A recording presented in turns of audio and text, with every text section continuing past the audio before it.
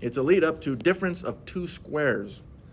Okay, so if you see that your first term is something that is squared, even if it's just w squared, right, like on that last problem, the coefficient of that is 1. 1 is a perfect square, so it is squareable, square rootable.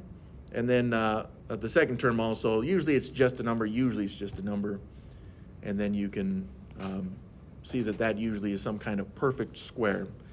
Now again, if you can have the perfect squares memorized, it's just a matter of visually seeing that they are perfect squares in this. It really is a binomial right there. But then you just get to split it up into these two binomials. Can you go back to the...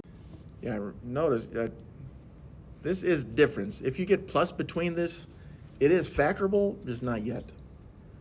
So you may notice that these are squares, but if it's plus, it's something that we're going to see later.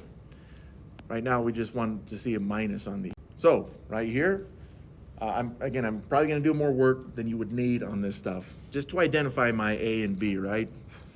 So I know I'm expecting from this one two binomials being multiplied. One will have plus, one will have minus. We just got to figure out what the A and B's are, right? So I go in here and I say, well, 64 and 9, they're both perfect squares. Again, that's just a visual check as long as you have these memorized. If they don't have memorized, you would just put in the calculator square root of 64 and then also the square root of 9. Make sure they come out non-decimals, okay? Or roots. So this first term, 64x squared, at least it's worked in the past. So the 64x squared, I'm going to change this into the 64 would have been 8 squared, and then of course the x squared is just x to the power of 2. So my a value is 8x, and then I know I can go down here and just fill in my a values with 8x.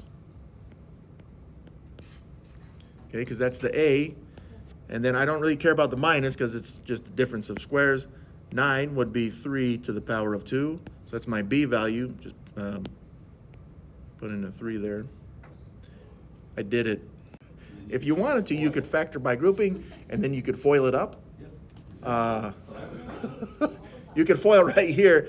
Yeah, you could. You could FOIL right here just to make sure you get the original expression, which I think is a good idea, by the way. But again, always make sure, like even at this point, check both of your binomials. Make sure there's nothing that can be factored out of either one of those. Which, if it could have, it would have been factorable from this point as well. But I don't see any on this.